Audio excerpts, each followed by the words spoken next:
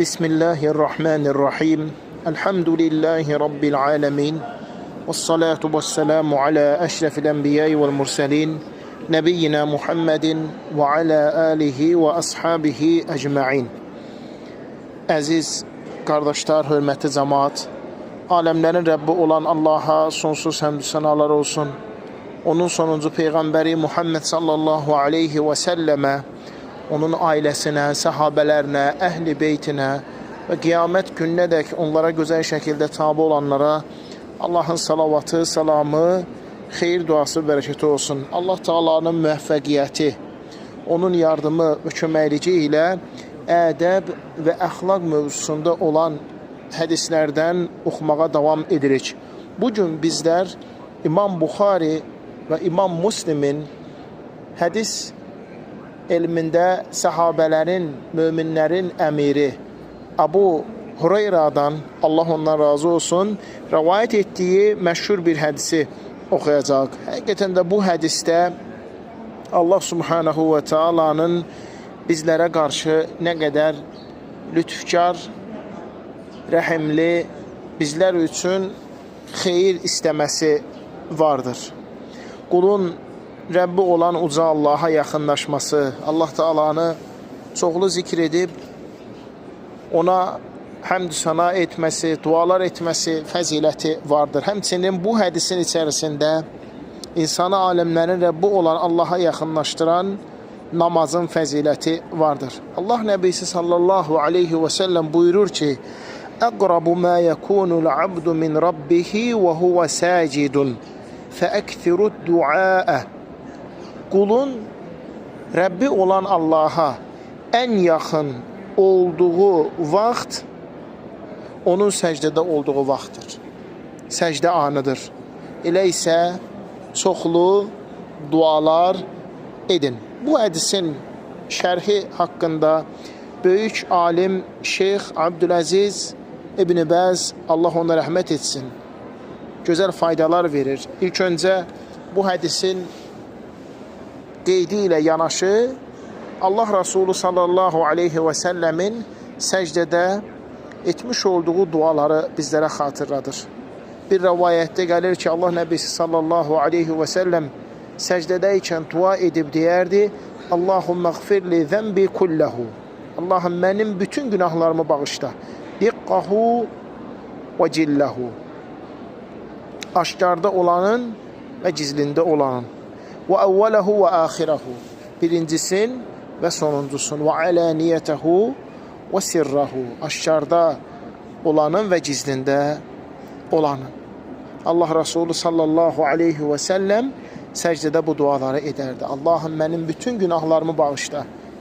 İstər kiçik olsun, istər böyük olsun, istər əvvəlincilər olsun, istər axırıncılar olsun, istər aşkarda olanlar olsun, istər gizlində olanlar olsun.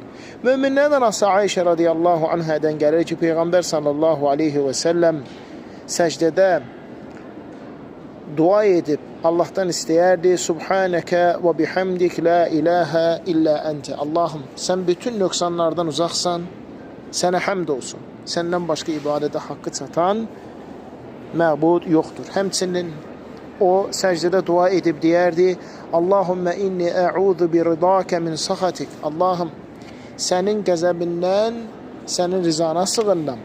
Və bi muafatikə min uqubətik. Sənin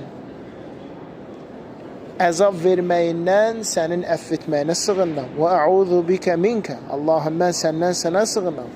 Lə uhsi thənəən aleyk, əntə kəmə əthnəytə alə nəfsik. Sən özünü necə tərifləyib, necə həmd etmisənsə, mən də səni o şəkildə tərifləyirəm. Sa'd ibn Əbi Vaqqasdan gələn hədisdə Allah Resulü sallallahu aleyhi və səlləm buyurur ki, sizdən biri hər gün 1000 savab qazanmaqdan acizdirmi? Məclisdə olanlardan biri soruşdu, ya Resulallah, necə gündə 1000 savab qazanmaq olar? Allah Resulü sallallahu aleyhi və səlləm dedi ki, 100 dəfə Subhanallah demək və hər bir yaxşılığın əvəzini Allah Taala 10 qatına yazır və ondan demək 1000 günahın silir. 100 dəfə Subhanallah deyəndə Allah Subhanahu taala hər bir yaxşılığın əvəzini 10 misli yazdığına görə ona 1000 savab yazır və onun 1000 günahın silir. Allah Resulü sallallahu aleyhi və səlləmin bu hədisi ki, qulun Rəbbinə ən yaxın olduğu vaxt səcdə vaxtıdır. Bu hədisdə ilk öncə namazın nə qədər əzəmətli bir ibadət olmağı vardır. Həqiqətən də namaz İslamın dirəyi, müminin miracı, bəndəni, aləmlərin Rəbbi olan Allaha yaxınlaşdıran ən böyük ibadətlərdən biridir. Allah Teala qudsi hədisdə buyurur ki, bəndəmin mənə yaxınlaşdığı ibadətlər arasında ən sevimli olan fərz ibadətlərdir. Bu fərz ibadətlərin də başında elə namaz qılmaq gəlir. Və namaz insanı xuşulu edir. Namaz insanı ədəbli, əxlaqlı edir. Namaz aləmlərin Rəbbi olan Allah qarşısında dayanmaqdır. Hər dəfə insanın namazda xuşusu artanda, Allah Teala'nın qarşısında dayanmağın bildikdə Allah Subhanahu taala yaxınlığı artır. İhsan halı Allaha sanki onu görürmüş kimi ibadət etməkdir. Sən onu görməsən də bil ki, o səni görür. İnsan alnını və burnunu yerə qoyanda həqiqətən də onun təvazökarlığı böyüyür. Allah qarşısında olan zəlilliyi artır. Və bu təvazökar və xuşulu halında zəlil və Allaha möhtac olduğunu bildiyi halda dua edəndə Allah Teala onun duasını qəbul edir. Allah Teala buyurur: ey insanlar, həqiqətən də siz Allaha möhtacsınız. Allah isə heç nəyə möhtac deyildir və həm də layiqdir. Və bu məqamda insanın qəlbi Allaha daha çox yaxınlaşır. Səcdə anında qəlb Allaha daha çox meyl etməyə başlayır. Qəlbdə xuşu, qorxu artır. Allah qarşısında olmağın insan başa düşür. Məhz o səcdə halı elədir. Namazda qiyam halı, namazda rüku halı, lakin səcdə halında insanın Allaha olan yaxınlığı daha da böyüyür və Allah qarşısında necə ona möhtac olduğunu bilir. Və bu zamanda dua edəndə, bu səcdə halında, bu Allaha yaxın olduğunu bildiyi halda qəlbinin və bütün üzvlərinin Allah qarşısında dayandığını bildiyi halda dua etdikdə Allah da onun duasını qəbul edir. Ona görə Peyğəmbər s.ə.v buyurur ki, bu halda çoxlu dua edin.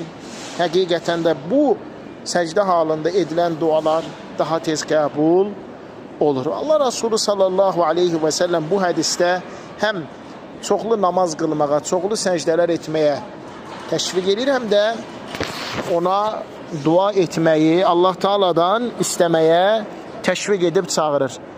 Bir gün səhabə gəlir, deyir, ya Rasulallah, mən cənnətdə səninlə bərabər olmaq istəyirəm. Mənə nə tövsiyə edirsən? Nə edim ki, cənnətdə sənə yaxın olun? Peyğəmbər sallallahu aleyhi və səlləm buyurur ki, çoxlu namaz qıl. Çoxlu namaz qıl, səcdələri çoxalt.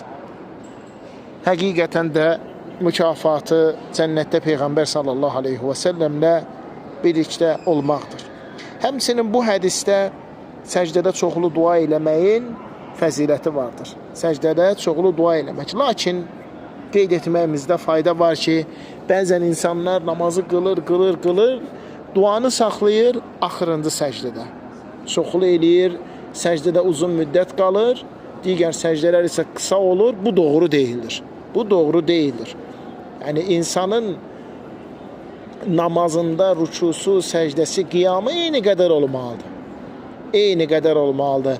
Əgər sən 2 rükətli namaz qılırsansa, 2 rükətli namazda 4 səcdə var. Bunların hamısının müddəti, səcdədə qalma vaxtı eyni olmalıdır. Əgər insan bu 4 səcdədən 3-ün qısa eləyib, birini uzadırsa, bu sünnəyə uyğun gəlmir. Sünnədə uyğun gəlmir. Ona görə də insan çalışmalıdır ki, səcdələrin namazda eyni miqdarda etsin. Əlbəttə, ən əfsəl namaz qiyamı, qiraəti ən uzun olan namazdır. Qiyamı, qiraəti ən uzun olan namazdır. Bunu da bilməyimizdə fayda vardır. Həmçinin insanlar görürsən ki, dua etmək istədikdə namazdan kənar alınların səcdəyə qoyurlar. Alınların səcdəyə qoyurlar, başlayırlar dua eləmə. Bu da sünnədə gəlməmişdir. Sünnədə duanın ədəbləri gəlib, əlləri qaldırmaq, Həmçinin Allahdan istədiyini 3 dəfə istəmək, dəst namazda olmaq, üzü qibləyə tərəf çevrilmək. Amma sünnədə gəlməyib ki, namazdan qeyri bir vaxtda dua edəndə alnını səcdəyə qoyub, alnını və burnu yerə qoyub dua etmək. Allah subhanahu və teala hər birimizi eşidib, başa düşüb, faydalanan və ən gözəlinə tabi olan qullarından etsin.